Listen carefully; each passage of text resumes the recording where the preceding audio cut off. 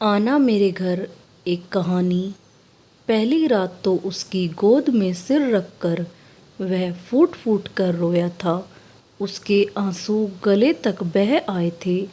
इस तगड़े से रौबदार नौजवान को इस प्रकार रोते देख वह सहम गई थी।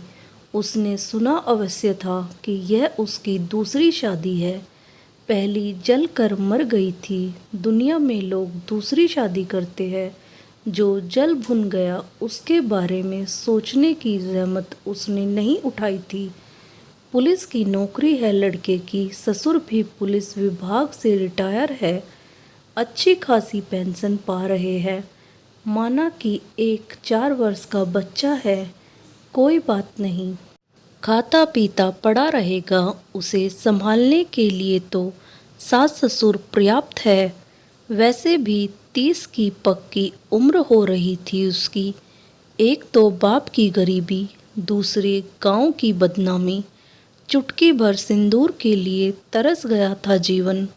मान लिया था उसके माता पिता और स्वयं उसने भी कि अब उसे समझौते वाली शादी ही करनी पड़ेगी।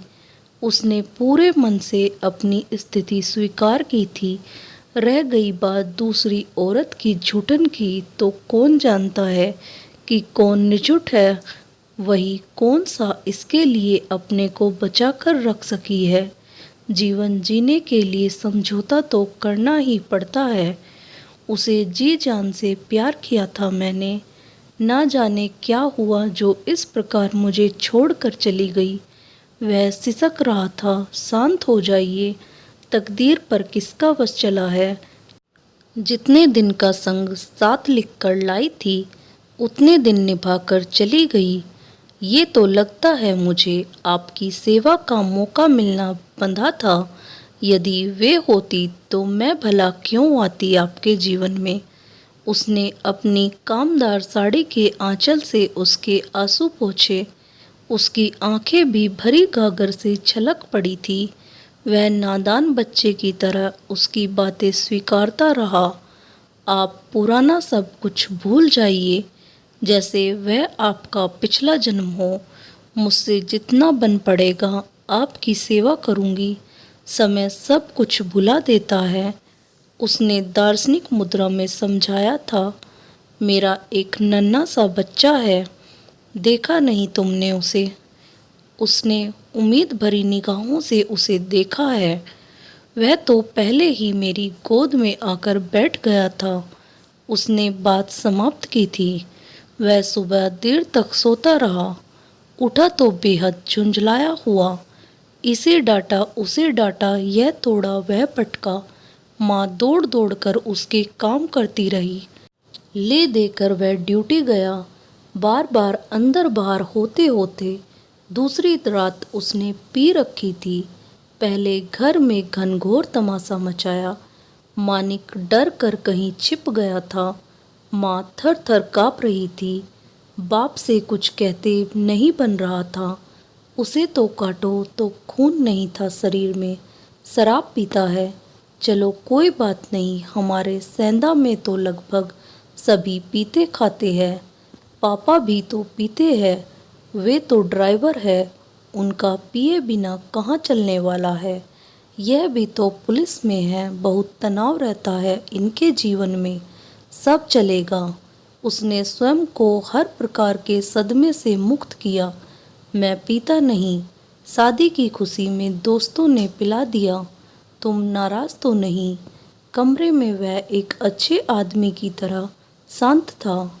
कोई बात नहीं, हो जाता है कभी कभी। ऊपर से वह भी सामान्य लग रही थी। उसकी आंखों में वासना के डोरे उभरे जा रहे थे। सिगरेट के कस के साथ साथ वह उसके एक एक अंग की माप तोल कर रहा था। उसने अनायास उसकी साड़ी खींच दी। उसका हास्य समझकर वह गहरे से मुस्कुराई। बड़ी गर्मी है, कहते हुए उसने अपने कपड़े उतारकर कुर्सी पर रख दिए। उसने शर्म से अपनी आंखें बंद कर ली थी। बाहर एकदम शांति थी। ऐसा लग रहा था जैसे सब सो गए हो। गर्मी की रात थी। 2 कमरों का क्वार्टर सामने घेर कर आंगन बना लिया गया था। उसी में सब लोग सोते थे। गर्मी की रातों में वैसे तो कमरे में सीलिंग फैन चल रहा था, किंतु लग रहा था जैसे हवा सूरज से मिलकर आ रही हो। उसके शरीर पर जैसे चींटियां रेंगने लगी थी। वह पास आ गया था। उसकी बाहों का घेरा सख्त हुआ। वह पलंग पर गिरा दी गई। अरे ये क्या करते हो? वह पीड़ा से चीख पड़ी थी।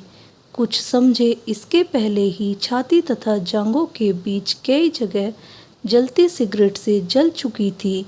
जलन और अपमान की स्वाभाविक प्रतिक्रिया। उसने उसे परे धकेल दिया। मुझे धकेलती है वेश्या? कहाँ कहाँ भाड़े पर चली है, मैं नहीं जानता क्या? उसने एकदम से अपना राग बदल दिया। जलाते क्यों हो मुझे? उसने कातर दृष्टि से उसे देखा। अरे क्या करूं? यह शरीर है तेरा। खुरपी से छीलो तब भी कुछ हाथ ना है। तू तो पूरी खोजा है। हाय रे मेरी बड़ी। उसने सांस भरी। कमर का सारा मांस गोल गोल होकर जैसे छाती पर सज गया था। नशे के कारण मन की कुंठा जुबान पर आ गई। अरे तो इसमें मेरी क्या गलती है? सबके शरीर की बनावट एक जैसी होती है क्या? वह तिलमिला उठी थी। जाओ कमरे से बाहर, मुझे तुम्हारी कोई ज़रूरत नहीं है। वह भयानक ढंग से चीख रहा था। उसकी आंखें सुर्ख अंगारे की तरह दहक रही थी। मुंह से लार निकल कर चेहरे पर इधर उधर फैल रही थी। उसे तो जैसे जीवन दान मिल गया। वह तेजी से दरवाजे की ओर भागी ही थी कि बाँह पकड़कर खींच लिया उसने। खबरदार, बाहर निकली तो हमेशा के लिए बाहर। ठीक है, हमेशा के लिए जा रही हूँ। उसका गला रुंध गया था। खींचकर बाहों में जकड़ लिया था उसने। चूम चूम कर उसे बेहाल कर दिया। ना जाने कहाँ से इतना प्यार का सागर उमड़ आया उसके व्यवहार में। माफ़ कर देना मालती, मैंने मजाक किया था। मैं देख रहा था कि तुम कितना सह सकती हो। तुम तो मेरा उजड़ा घर बसाने आई हो। कभी मुझसे दूर मत जाना, वरना मैं तो बिना मारे मर जाऊंगा। वह जोर जोर से रोने लगा था। मुझे माफ़ कर दो, वरना अपनी जान दे दूंगा। वह इधर उधर कुछ खोज रहा था जिससे अपना जीवन खत्म कर सके। ये रहा बिजली का बटन, इसे उखाड़ कर तार छू लेता हूँ। वह बोर्ड की ओर बढ़ा। नहीं नहीं, ऐसा मत कीजिए।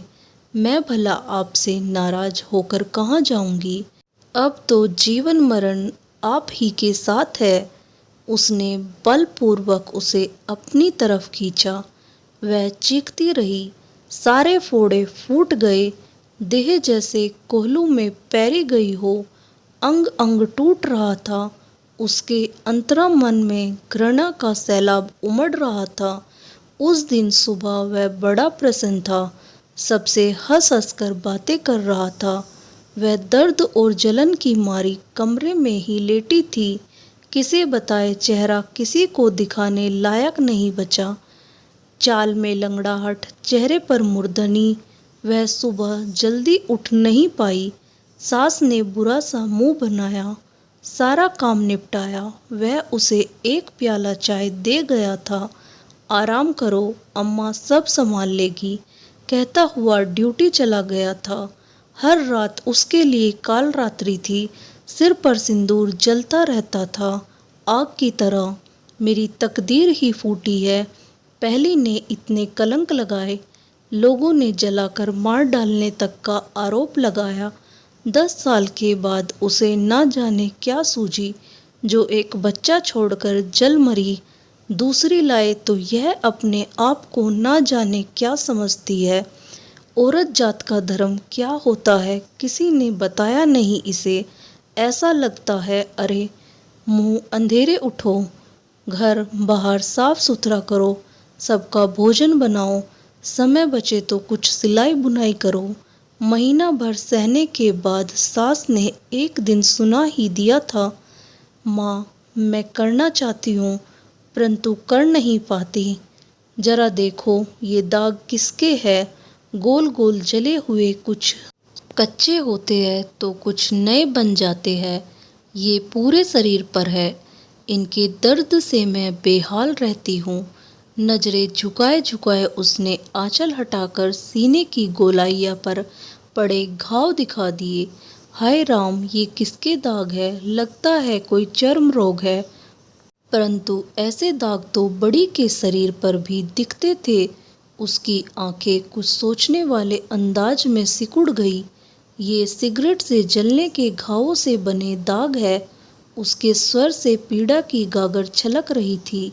कैसे जल जाती हो तुम लोग? रुको, आज रोहन से कहती हूँ कमरे में सिगरेट ना पिया करे। उसने सब कुछ समझकर भी अनजान बनते हुए कहा था। उस रात उसने जरा सा संकेत ही किया था, मुझे घर के कामों में माँ की मदद करनी चाहिए। ऐसे अच्छा नहीं लगता। माँ कुछ कह रही थी क्या? उसकी त्योरियां चढ़ गई। कह रही थी तो क्या गलत कह रही थी? शादी एक ही काम का नाम नहीं। मुझे भी थोड़ी राहत चाहिए। आप आज बाहर सो जाइए। उसके स्वर में निवेदन था। वह इस प्रकार उछलकर बाहर निकला जैसे बिच्छू ने डंक मार दिया हो। मेरा जरा सा सुख तुझसे देखा नहीं जाता। तू तो सापिन से भी ज़्यादा जहरीली है। कितने दिन उसे आए हुए जो उसने तेरा पानी पिंडा नहीं किया। बक बक कर तेरा मुंह खुल गया है। इसी मुंह के कारण बड़ी जलमरी अब फिर वही शुरू कर रही है। वह विपरे सांड की तरह आंगन में पहरा दे रहा था। वह संकोच से मरी जा रही थी। क्या सोचेगी सास? आते ही चुगली करके माँ बेटे को लड़वाने लगी। मैंने ऐसा क्या कह दिया जो इतना बिगड़ रहा है? मुझसे पूरा काम हो नहीं पाता, इसलिए थोड़ा मदद करने को कहा है। सास की आवाज़ एकदम धीमी थी, अपराध बोध से दबी दबी सी। ससुर की बोलती बंद दरवाजे के बाहर बैठ जाते हैं जाकर। तूने जन्माया तू ही भोग अब। वह निकलकर माता चेरा वाले पेड़ के नीचे जाकर अंधेरे में छिप गई थी। इसके बाद तो उसने रोज उसे गाली मार खाते देखा। एक दिन उसने ऐसा धकेला कि जाकर नहानी के पत्थर से टकराई, सिर फूट गया। बाप बीच में आया तो वह भी गिरा धक्का खाकर। रोहन उससे लिपट गया था। उसे भी चोट लगी थी। उससे रहा न गया। उसने उसकी मरहम पट्टी करके अधिक खून बहने से रोका। दूसरे दिन ननंद आकर उन्हें अपने घर ले गई। अब तो रोहन की पांचों उंगलियां घी में मारे तो सहो, जलाए तो जलो, जब जो कहे पका कर दो। अब तो मालती के लिए मरे बिहान हो गया। बहुत रोई गोई। तब कहीं एक दिन के लिए मायके ले गया तो पूरे समय साथ साथ लगा रहा। ना माँ बाप को कुछ पूछने का अवसर मिला, ना उसे कुछ बताने का। चलो सास ससुर का टंटा भी टूट गया। अपने आप घर छोड़कर चले गए। बड़ी की जमी जमाई गृहस्थी, उसके सारे गहने, सब कुछ तो अपनी मालती को अनायास ही मिल गया। बहुत है भगवान का दिया, परंतु इसके शरीर पर ये गोल गोल दाग कैसे पड़ गए? वह इतनी घबराई हुई क्यों है? उनके मन में कुछ प्रश्न थे जिनका उत्तर देने वाला कोई नहीं था। ड्यूटी के दौरान शराब पीकर हुल्लड़ करने के कारण उसे सस्पेंड कर दिया गया था। अब तो बस हाजिरी देकर आओ और घर में 12 बखेड़ा करो। मेरे दिन चढ़े हैं जी, अब जरा संभल जाओ। उसने उस रात पहली बार हुलस कर उससे कुछ कहा था। दिन चढ़कर क्या होगा? हाँ, एक है उसे ही संभालते नहीं बनता। कभी उसे गोद में लेकर प्यार किया। बेचारा टूअर टापर जैसे घूम रहा है। अरे यह कौन बोल रहा है? क्या यह भी अपने बच्चे के बारे में सोचता है? उसे जोरदार झटका लगा था। अभी तो आपसे ही फुर्सत नहीं है, क्या करूं क्या ना करूं? उसके मुंह से निकला ही था कि खींचकर थप्पड़ जड़ दिया उसके गाल पर उसने। वह दर्द से बिलबिला उठी थी। उसके दोबारा उठे हाथ को कसकर पकड़ लिया था उसने। हाथ पकड़ती है हट, और इसके साथ ही कसकर लात पड़ा कोख पर, जहाँ कोई बसेरा करने लगा था। वह दूर जाकर गिरी थी। अरे कोई बचाओ, मुझे यह शैतान मार डालेगा। वह बेतहासा चिल्लाने लगी थी। उसकी आवाज़ सुनकर कोई आता, इसके पहले ही उसने उसके मुंह पर हाथ रखकर उसे बंद कर दिया। अरे ये क्या करती हो? आपस की बात और है, थाने वाले आ गए तो मुझे अंदर कर देंगे। फिर क्या खाएगी? क्वार्टर से निकाल देंगे, कहाँ रहेगी? बेवकूफ़। वह उसकी बाहों में कस मसाई। शेष पूरी रात वह उसे भांति भांति से मनाता रहा। सवेरे वह संतुष्ट था और वह बार बार बाथरूम जाकर कपड़े बदल रही थी। उसकी कमर और पेड़ों में भयानक दर्द उठ रहा था। थोड़ी थोड़ी देर में मरणातंक पीड़ा की लहर दौड़ रही थी उसके उदर में। वह स्वयं एक कप चाय बना कर ले आया उसके लिए। मुझे अस्पताल ले चलिए, मेरी तबीयत बहुत खराब है, वह करा रही थी। मैं ठीक कर दूं। उसकी आंखों में खेल रही शरारत का आशय समझकर वह काँप उठी। रहने दो, ठीक हो जाऊंगी, कुछ रुपए हो तो दे दो, वह नरमी से बोला। सारे तो ले गए, अब कहाँ बचे? क्या मैं ही खा गया? जो कुछ करता हूँ तुम्हारे लिए ही तो। क्या सारा सुख मुझे ही मिलता है? तुम्हें कुछ नहीं मिलता मुझसे। वह सुबह सुबह फिर लड़ने पर आमादा जान पड़ा था। वेतन आधा मिलता है तो खर्चे भी कम करो ना। अरे अब तो यह मुझे सिखाएगी लगता है। चल यह टॉप्स दे दे, गिरवी रखूँगा, वेतन मिलने पर छुड़ा लेंगे। वह उसका सिर अपने आगे करके टॉप्स उतारने लगा। एक बात बोलूं? उसने स्वयं को संयत रख कर पूछा। हाँ बोलो। शराब खरीद कर पीने से बहुत महंगी मिलती है। आप सामान ला दीजिए, मैं बना दिया करूँगी। घर की बनी में नशा भी ज़्यादा रहेगा और चौथाई दाम लगेगा। सारा दुख भूल कर उसने यह सुझाव दिया। तुम्हें बनाना आता है? उसने आश्चर्य से उसे देखा। हाँ, हमारे गांव में तो सभी अपने अपने पीने के लिए बना लेते हैं। महुए के फूल सीजन में ही इकट्ठा करके रख दिया जाता है। लकड़ी फाटे की कमी नहीं, बस थोड़ी सी मेहनत लगती है। बाप रे, यह जो छुपा रुस्तम निकली, उसने मन ही मन कहा। तुम्हें पता नहीं शायद, बिना लाइसेंस के शराब बनाना कानूनन जुर्म है। वह बेहद गंभीर था। मैं यह सब नहीं जानती। जब खरीद कर पीना मना नहीं है तो बनाना क्यों मना है? जैसे अपने लिए खाना बनाते हैं वैसे ही शराब बना सकते हैं।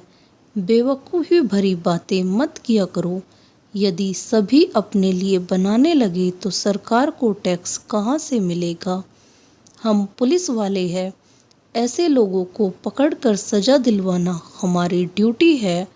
और फिर यह पुलिस क्वार्टर है। बात फैलते देर नहीं लगती। दोबारा ऐसी बात मत करना। अच्छा मैं आता हूँ, तुम कुछ बना लो खाने के लिए। वह कपड़े पहनकर बाहर निकल गया। जाते जाते बाहर से दरवाज़ा बंद करता गया। तो क्या सरकार को पैसा देकर आदमी जहर भी पी सकता है? वह जोर से चिल्ला पड़ी। उसके कंठ से रुदन के स्वर फूट पड़े। हाय राम, कहाँ फंसा दिया? यहाँ तो अड़ोसी पड़ोसी बोलते भी नहीं। हमारे गांव में एक आवाज़ पर सारा गांव उमड़ पड़ता है। वह इतने जोर जोर से इसलिए बोल रही थी कि दीवार के उस पार से पड़ोसन को सुनाई पड़ जाए। थोड़ी देर बाद बाहर से संकल खोली गई एक अधेड़ औरत ने घर में प्रवेश किया। उसने मालती को गले लगा लिया और बोला, मैं तेरी सारी तकलीफ़ें जानती हूँ मेरी बच्ची, परंतु रोहन की दुष्टता के कारण चुप रहती हूँ। ये ले मोबाइल, तुरंत फ़ोन लगाकर अपने पापा को बुला और निकल जा यहाँ से। तू क्या जानेगी बड़ी ने 10 साल कैसे बर्दाश्त किया, अंत में उसे अग्नि स्नान करना ही पड़ा। स्त्री को पीड़ा देकर ही रोहन को संतुष्टि मिलती है। लगता है पी पी कर इसका दिमाग फिर गया है। उसने जल्दी से मोबाइल ऑन करके अपने पापा से बात की। माँ की बीमारी के बहाने विदा कराने की बात समझाकर उन्हें तुरंत बुलाया। पड़ोसन जैसे आंधी की तरह आई थी, वैसे ही तूफान की तरह चली गई। रोहन दर्जन भर अंडे और शराब की बोतल लेकर जल्दी ही वापस आ गया। अब तो मेरे नाटक करने की बारी है मिस्टर रोहन। मुझे पता नहीं था आपके बारे में, इसलिए इतना सह लिया। मालती ने सारे दर्द पर विजय पाकर उसके लिए अंडा करी, आलू की भुजिया और भात बनाया। गरम गरम 2 पराठे भी सेक दिए। वह अपनी पसंद का खाना देखकर प्रसन्न था। मैंने ठीक नहीं कहा जी। रही बात लोगों की तो उन्हें पता नहीं चलेगा, यह मेरा दावा है। या फिर मायके जाने दिया करिए, हफ्ते में एक बार वहाँ से 8-10 बोतलें ले आया करूँगी। आपको किसी चीज़ की कमी नहीं होगी। वह उससे घुल मिलकर बातें कर रही थी। अस्पताल चलोगी क्या? वह जरा द्रवित हुआ। रहने दीजिए, वैसे भी आपके पास पैसे नहीं है। अच्छा लगे तो 2 दिन के लिए मुझे सेंधा भेज दीजिए। मैं कैसे रहूँगा तुम्हारे बिना? वह मुंह का कोर चबाते हुए बोला।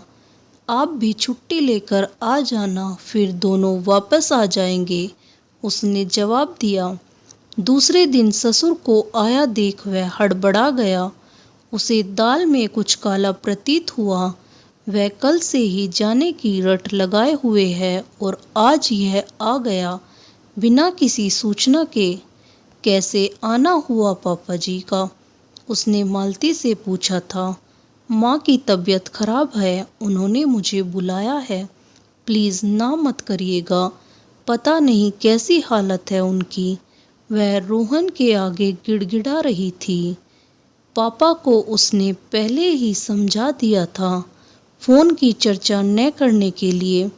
वह टाल मटोल करता रहा किंतु उसे रोक ना सका। आपको मेरी कसम है, जल्दी से जल्दी आ जाना मेरे घर, मैं आपका इंतज़ार करूंगी। मालती ने विधिवत विदाई ली। ऐसी क्या बात हो गई बेटी? हम लोग एकदम से हड़बड़ा गए थे। कहीं इस प्रकार फ़ोन किया जाता है? माँ ने स्नेह भरी झिड़की दी।